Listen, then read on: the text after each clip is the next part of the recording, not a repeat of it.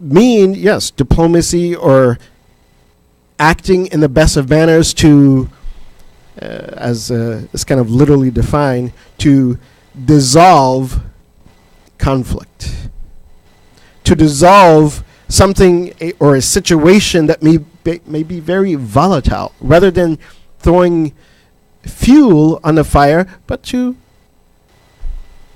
dissolve it, and in the best of manners. And one thing that we have to also remember as we discuss this particular idea or this concept of diplomacy, because it is quite different from what we may imagine diplomacy is in perhaps an academic or a Western concept of diplomacy. And we'll speak about this. And this is because also, as Melissa he stated, and as some of our ulama, they state that these 75 qualities of the intellect, that they're not separate from one another, but rather they assist and they aid one another. In fact, some of them develop out, or some of them have their foundation, or they are grounded in other aids of the intellect, other qualities. So they are in hand. To give one example so that it becomes a little bit more clear and tangible, that diplomacy as an aid to the intellect, it cannot conflict with the other aid of the intellect, which is justice, which is adl. Or diplomacy, and likewise, diplomacy cannot depart from the other aid of the intellect, which is sidq, truthfulness. Because quite often we may see that some diplomats, when they go in, their objective is simply to get the upper hand, whether they have to lie, whether they have to cheat, whether they have to be underhanded. And this is not what mudarat is.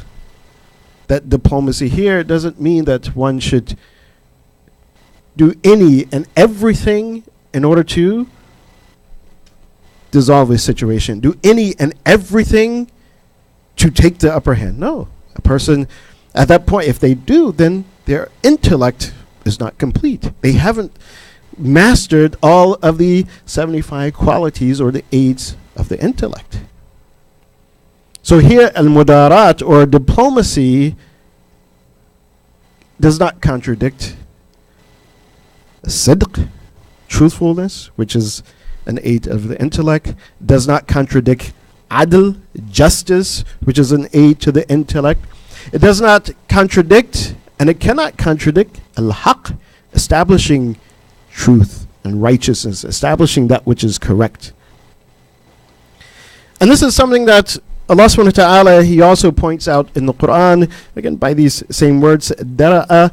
Allah subhanahu wa ta'ala, He states and He indicates this, and again gives us some example or something to think about with regards to the idea of diplomacy.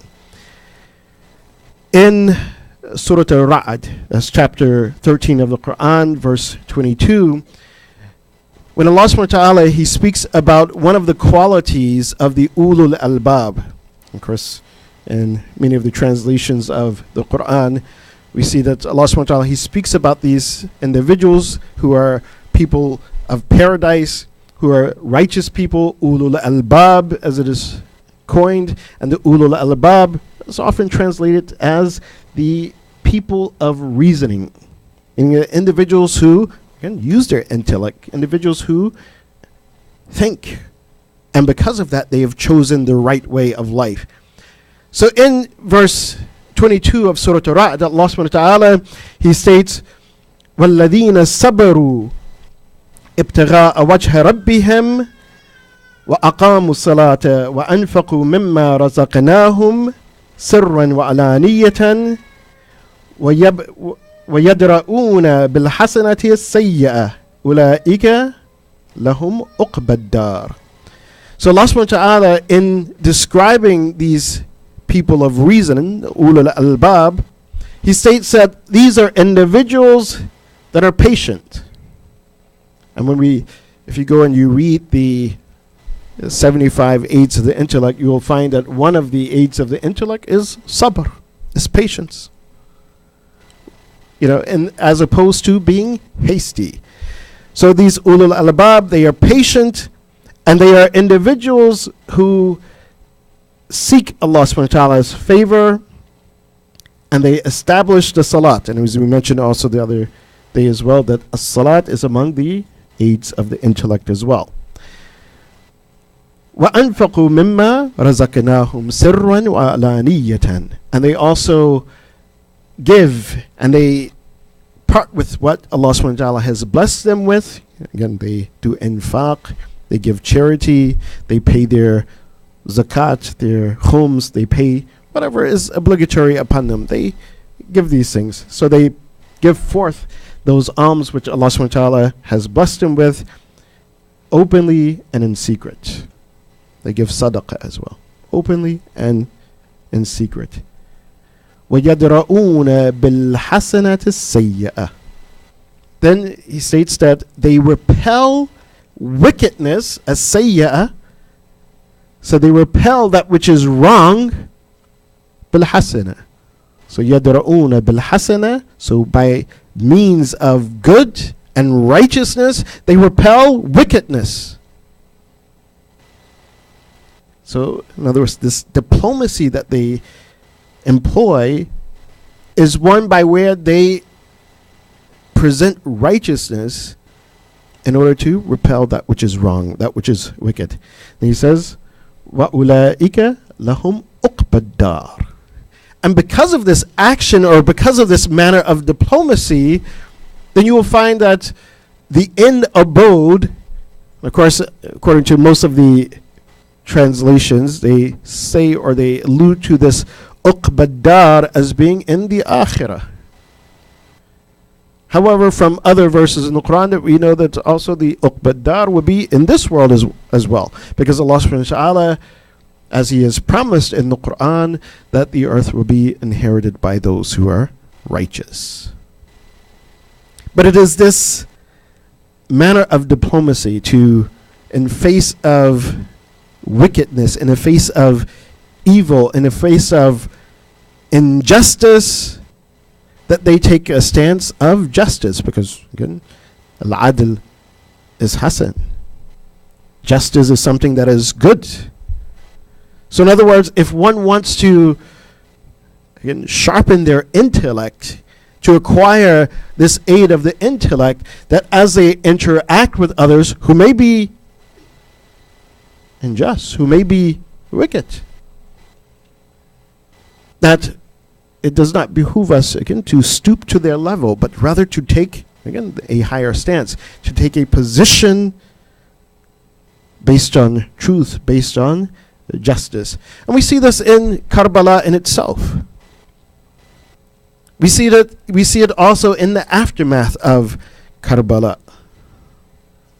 One of the things that we'll explain a little bit more as we point out which of the aids of the intellect also go hand in hand with this position of diplomacy. One of the things that we see that throughout the events of Karbala and the aftermath of Karbala, in the beginning, that Imam Hussein alayhi wasallam himself, he never did anything which is not consistent with being on the side of justice. In fact, even in his diplomacy, trying to diffuse or to dissolve the situation, that Imam Hussein, that from the point that he was in Karbala, initially he reached to Karbala, that he actually had talks with Umar ibn Sa'ad.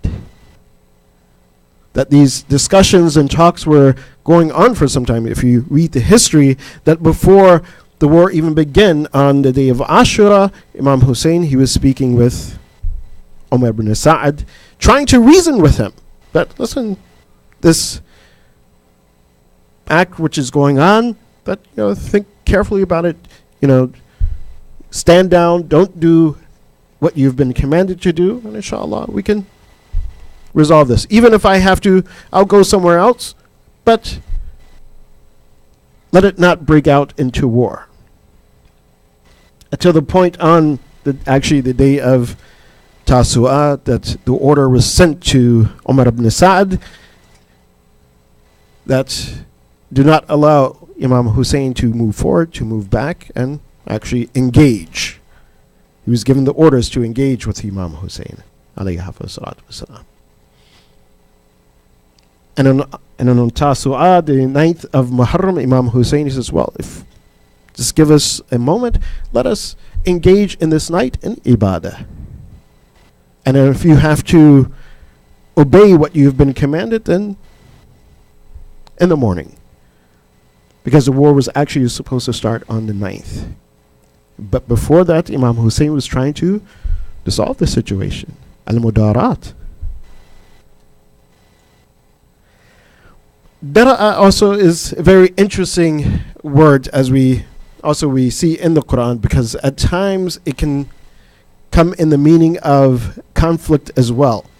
But not directly if we examine, but conflict in the sense that someone is trying to diffuse a situation and others are trying to counter this diffusion. Someone is trying to make sure that a situation doesn't get out of hand, but then there are others who are giving a counter argument, much like lawyers, one will, when they're in the courtroom, one is giving an argument, presenting an argument which may have some validity to it, and so the other lawyer, he wants to win, so he brings a counter argument.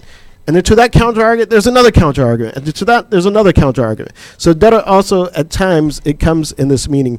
And we find that also in the Quran, in Surah Al-Baqarah, verse 72, where Allah subhanahu wa ta'ala, he speaks about the nation of Musa. He says, وَإِذْ قَتَلْتُمْ نَفْسًا فَدَّارَأْتُمْ. So this is the word. فَدَّارَأْتُمْ فِيهَا وَاللَّهُ مُخْرِجٌ مَا كُنْتُمْ تَكْتُمُونَ. So Allah subhanahu wa ta'ala, he's speaking about the event about the Baqarah, the whole story of the Baqarah. It came about because one individual killed another. And once this individual was killed, no one knew that who actually killed this individual. Someone was blamed, and the people were going back and forth. One was presenting an argument saying, well, we have to do something about it. The murderer has to be prosecuted. And they thought it was one person. There was a counter argument presented. They said, no, it was somebody else. And so this dispute arose in the community. Fadara'atum. So there was an argument and there was a counter argument. There's another argument and there was a counter argument. To the point that there was no resolution. And in order to present a resolution, as Allah subhanahu wa ta'ala, he commanded to Musa, he says, well, tell them to sacrifice a cow. And of course the story goes on, what type of cow, and so sacrifice this cow, and then once the cow is sacrificed, then you put the dead body inside the person who was murdered, you put them inside the cow, and Allah subhanahu wa ta'ala will bring this individual back to life, and he will testify as to who was his murderer. And this is what Allah subhanahu wa ta'ala, he states in it, Wallahu mukhrijun ma kuntum taktumun. And Allah subhanahu wa ta'ala, he will bring forth that which you were hiding. So even if there is false diplomacy or there's these counter arguments, eventually whatever that situation is, it will be resolved. And the truth will come forth. And this is perhaps the mindset, or at least it should be the mindset of those individuals who are truly implementing what is considered to be Islamic diplomacy. That they understand that at one point or another, the truth will be apparent. If not in this world, it will be apparent in the next world. And because of this, again, they are individuals who stand on the side of righteousness. They always stand on the side of truth, and they put forth this truth. This is something, or this act of diplomacy in trying to resolve conflict in the best of manners, resolve conflict based on truth, haqq, not based on batil, not based on something that is invalid, but based on what is true, what is right. And this is even if the other side is not trying to listen to truth, but the position of that individual who is implementing Islamic diplomacy always stands on the side of truth.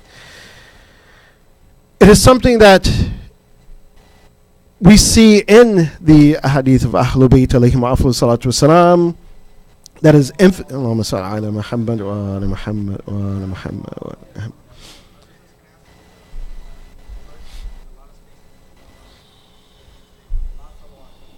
Allahumma salli ala Muhammad wa Muhammad. It is something that is emphasized. In one narration, we see that Imam Sadiq alayhi afdal salatu wasalam tells one of his companions, Hussein ibn Hassan, he says that Jibreel, he came to the Prophet Muhammad sallallahu alayhi wa sallam, and Jibreel, he spoke to the Prophet saying, Ya Muhammad, Rabbuka yuqri'uka as-salam wa yaqul laka dari khalqi. He says that, O Muhammad sallallahu alaihi wasallam, that your Lord gives you the greetings, salutations, and blessings upon you, salam. And he says, Dari khalqi. He says, interact with my creation based on diplomacy. Be diplomatic with my creation. Don't hasten, in other words, don't hasten to create a problem, but rather your focus should be on resolving problems and differences. But again, based on truth, based on haqq. Perhaps one of the best examples that we see, and it is often given to us and repeated in perhaps several lectures, or we perhaps have read this before, that during the lifetime of the Prophet, there was the woman who constantly threw trash on the Prophet's head. Constantly threw trash on him. Now, most of us, we'll be like, oh, what is this person doing? And, we'll probably get upset, and we, would want to retaliate against that individual. Oh, well, this person is doing this to me, so I'm going to do that to them.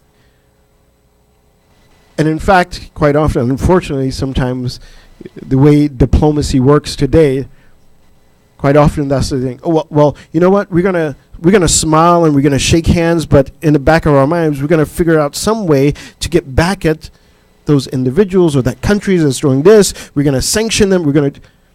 Rather than base one's interaction based on truth.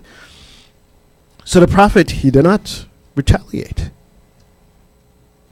but rather, when this lady, she stopped throwing trash at his hand, for a couple of days, he wondered. He was like, well, what's going on? And he went and he saw that, oh, well, no, something's happened. This lady is sick. And he went and he visited her, and she became Muslim. She embraced the faith. She embraced the truth. So Allah subhanahu wa ta'ala is telling the Prophet to Dari khalqi. And also the Prophet, he also states, again, just to give you the magnitude of this, the Prophet, he stated, according to Imam Sadiq, he says that Allah subhanahu wa ta'ala, he has commanded me, just like he commanded me for the fara'id, my obligations, our duties, to pray, to fast, to go to Hajj. He says that on the same level or at par with that, he has commanded me to do mudaratin nas, to be diplomatic with people, to employ diplomacy. In fact, if we want to understand this idea, not simply the Prophet Muhammad, but when we look at all of the prophets, perhaps one of the greatest examples is, again, the story that is constantly repeated in the Quran. Why? Because this story, it embodies, or it is typical of the interaction between a righteous individual like a prophet and one of the most despicable tyrants in history, and that is the story of Musa and Fir'aun. This is perhaps the most repeated story. Allah subhanahu wa ta'ala, this is in Surah Nazi'at, at one point Allah subhanahu wa ta'ala, he tells Musa, he says, اذهب إلى فرعون إنه طغى فقل هل لك إلى أن تزكى فأهديك إلى ربك فتخشى. Allah subhanahu wa ta'ala, he tells the Prophet Musa, he says, go to Fir'aun إنه طغى. Go to him, for surely he has become a tyrant, he has become an oppressor, he is oppressing people. And then, again, if we take into consideration all the verses, that even one point, even Musa, he says, yes, he says, there's a communication between Musa and Allah. He says that this guy, he's become a tyrant. Would he even listen? But Allah subhanahu wa ta'ala, he says, no, yes, he's a tyrant. He's oppressing. He's oppressive. But still, it is your responsibility. Don't cut communication, that you must go to him. Even before you save the children of Israel, Bani Israel, it is your responsibility at least to establish some sort of diplomacy with this guy who's a tyrant. اذهب إلى فرعون إنه طغى. And invite him to what? Truth and to righteousness. فقل هل لك إلى أن تزكى. That will you not back down from your oppression? Will you not correct your ways? فأهديك إلى ربك فتخشى. Will you not, again, adopt a position of truth and righteousness and a humanitarian disposition? Leave this tyranny and become a true human being. It's your responsibility. But quite often, if, again, you put it in the hands of those who have not adopted the disposition of the prophets or disposition of the imams, immediately they're, oh, you know what, this guy is a tyrant. He's not going to listen to anything. I'm not going to say anything to him, and let's just take a position against him. No, the prophets, the imams, they stood. They said, listen, this person, yes, is a tyrant. But this person is also a creation of Allah subhanahu wa ta'ala, and he must be, again, warned first. Must be invited to truth and righteousness. Must be invited to humanity. That leave this tyranny. Yes, at that point, if that individual does not come forth, then at that point, then we see the position of Imam Hussein that, well, this person will not back down. Yes, I'm not going to shoot the first arrow, but we will make a stance. We will stand our ground, and we will not bend to injustice. Yes, let's talk. Let's have diplomacy. Let's resolve the issue, but we will not bend to injustice. Another very good example is that of Imam Hassan al-Mushtaba alayhi salatu wasalam.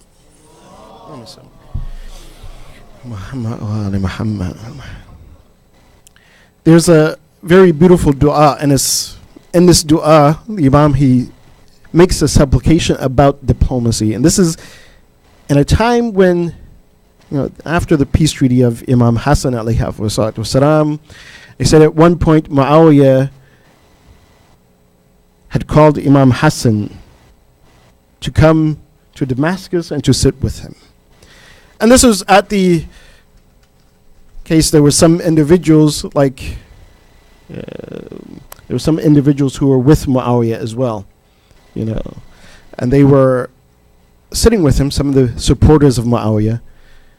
And so they were discussing, again, the topic which, fueled the Muawiyah's move in order to secure his political position. So they were talking about Uthman and his death, and trying to throw the blame on Amir al-Mu'mineen Ali ibn Abi Talib.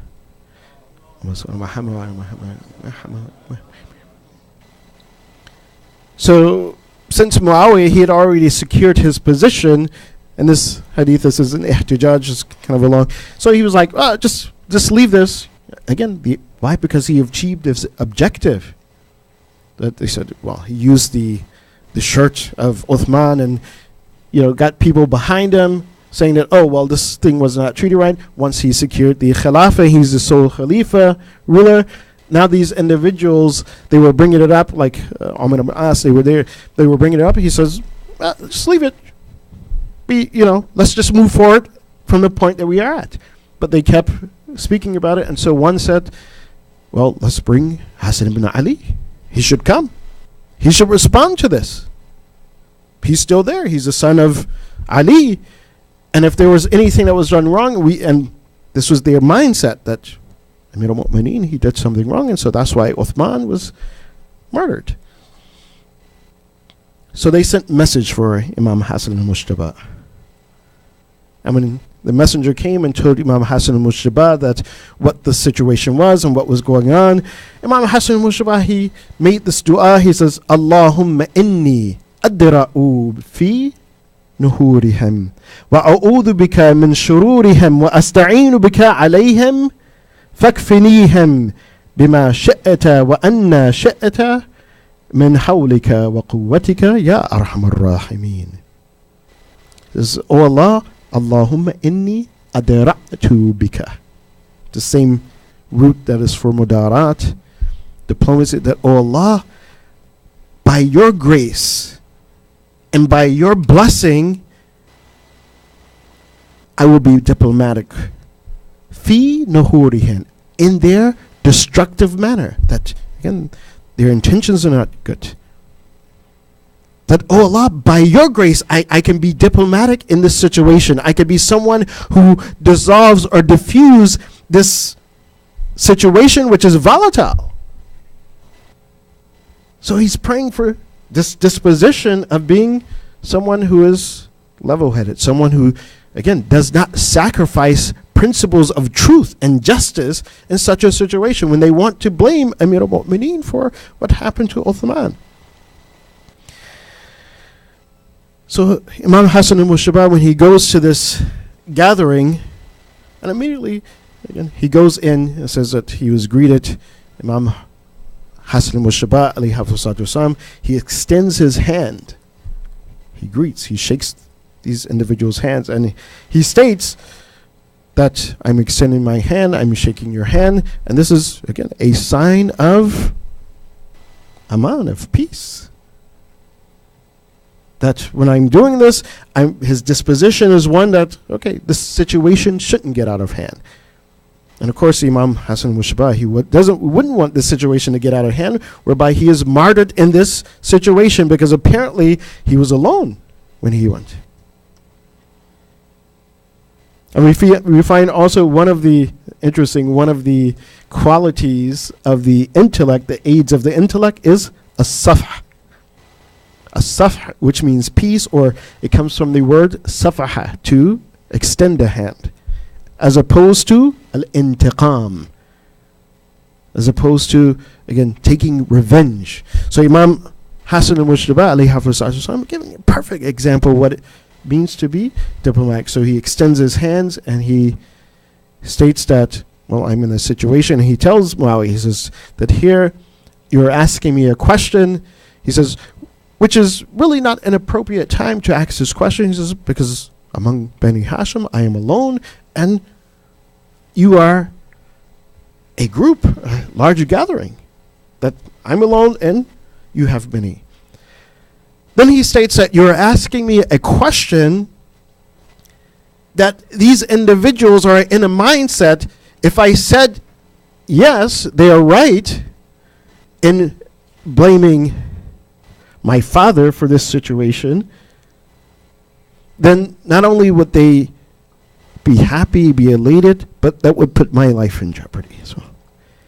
If I said no, he says, again, these individuals are in a mindset that, again, they've made up their mind. So again, the Imam is being very diplomatic. He's analyzing these individuals and their mindset. If I say yes, I'll be their sacrifice. If I say no, in their mindset, I will be their sacrifice. So then what does the Imam do? He begins to analyze. He says that, well, you know as well as I do that what Uthman did, that when he was in power, and the Imam, he states at the very beginning, he says that what happened to Uthman, his death, he said it was unjust.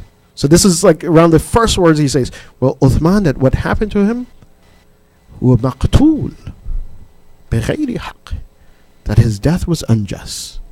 It shouldn't have happened the way it happened. He says, and you know as well as I do that many people were angry with him. He says, and the right thing to do is that if someone had a claim against him, then he should have been brought to the court. Brought to the court, whoever has a problem, that they make their claim, and he's allowed to give his response if he had a response. And then let justice at that point reign. At that point, what could those individuals say? So yes, that's right. Many people. He says that my father had no beef with him. Actually, his father tried to protect Uthman. Why? Because individuals wanted to storm his home. He says, you know that he appointed people, and these people were angry with him. So the just thing to do was to set up a court system. At that point, the crowd was silent, because they knew that what the Imam he stated was true, was right. This was justice. So he was diplomatic in this situation. That I'm not saying yes or no, but of course the answer is no when you analyze what he stated. He just know what was right. Death was a wrongful death, and what was right is that this disputing party should have come forth and resolved the issue. This is also the manner of the Ahlul Bayt when we see them in the court of Yazid. In the court of the very individual who ordered the war in Karbala. Though the menfolk of the Ahlul Bayt were not or could not survive the battlefield of Karbala, we see that Imam Zayn al-Abidin alayhi salatu wasalam,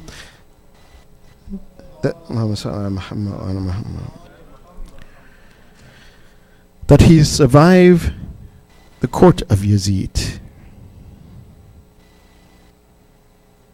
That was through, again, the manner and the diplomacy that the Imam he employed, the diplomacy that Zaynab employed, which gained also the favor of the people,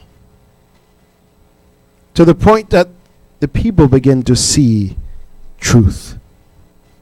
The people begin to recognize that Yazid did not go and attack people who were foreigners, but he attacked the household of Rasulullah.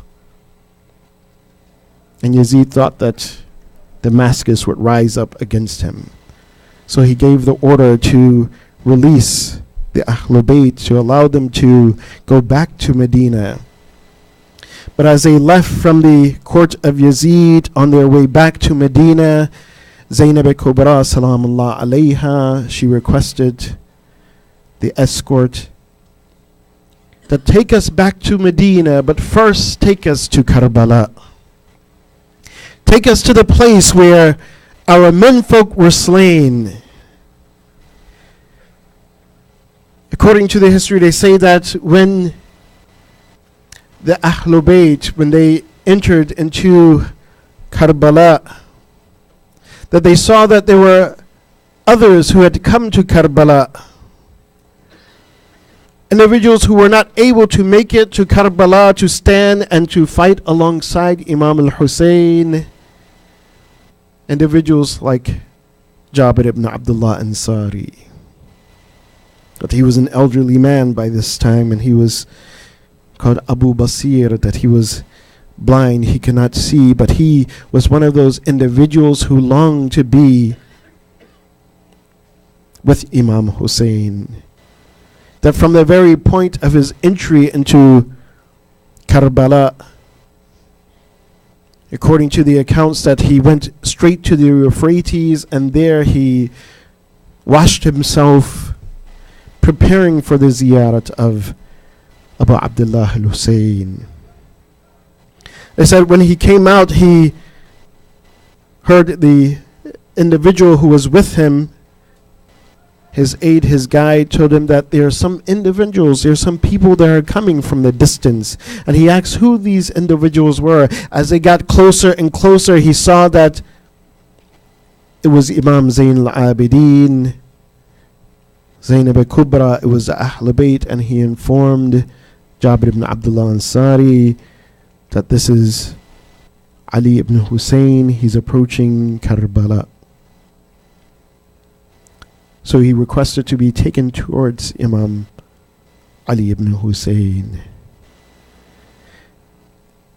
And as Jabir ibn Abdullah, he reached to Imam Zayn al-Abidin, he gave his greetings, Assalamu alayka ya ibn Rasulullah.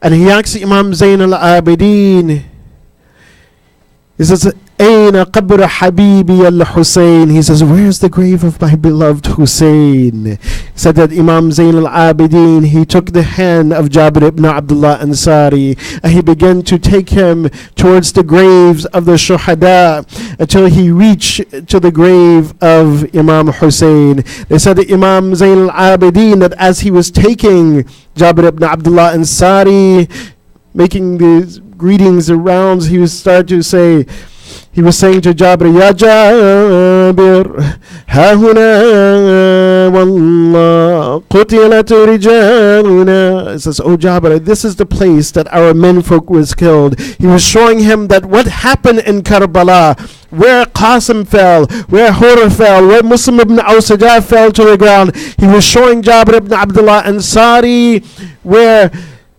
his brother, where Ali Akbar, where he fell to the plains of Karbala, where Ali Asghar was martyred in Karbala. He was showing Jabir ibn Abdullah Ansari that this is the place where his uncle Abu al-Fadl Abbas, he was martyred in Karbala, where Abu al-Fadl Abbas lost his hands in Karbala. And then he took Jabir ibn Abdullah Ansari to the grave of Imam Hussein. He says, this is the grave, هذا قبر Abi. This is the grave of Sayyid al-Shuhada. This is the grave of my father. He was giving the details of what happened in Karbala. He told Jabir ibn Abdullah Ansari, وَذُبِحَتْ أَطْفَالُنَا, and our children were martyred in Karbala. وَسُبِيَتْ نِسَاؤُنَا, and after the martyrdom of the menfolk, that our women, they were put into chains, the children were put into chains. He tells him, وَأُحْرِقَتْ خِيَامُنَا, he says, and our tents, they were set on fire, Ya Jabir ibn Abdullah Ansari. That this is what happened in Karbala. They said that Jabir ibn Abdullah Ansari, at one point, that he went to the grave, as he was at the grave of Imam Hussein, that he laid upon the grave of Imam Hussein. According to one account, that he fainted upon the grave of Imam Hussein. And when he came to, he began to say, Ya Habibi, oh my beloved, oh Hussein, that is unfortunate that I was not able to come to be with you, Hussein, to stand with you, Hussein, to sacrifice my life for you, Hussein. Inna lillahi wa inna ilayhi raji'un. وسيعلم الذين ظلموا أي منقلب ينقلبون. اللهم بحق هذه المجلس الحسينية اغفر ذنوبنا واستر عيوبنا واقضي حوائجنا واشفي مرضانا وارحم أمواتنا وعجل فرج مولانا صاحب العصر والزمان واجعلنا من أعوانه وأنصاره والمستشهدين بين يديه وتحت لوائه بحق محمد وآله الطاهرين. ماتم حسين.